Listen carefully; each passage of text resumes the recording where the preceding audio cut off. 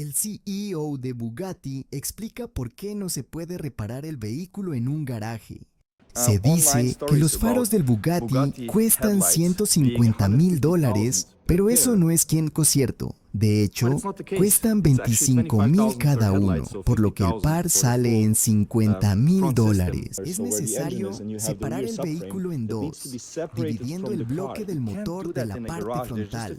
Son muy pocos los lugares que cuentan con el equipo especializado y las habilidades técnicas necesarias para realizar este procedimiento.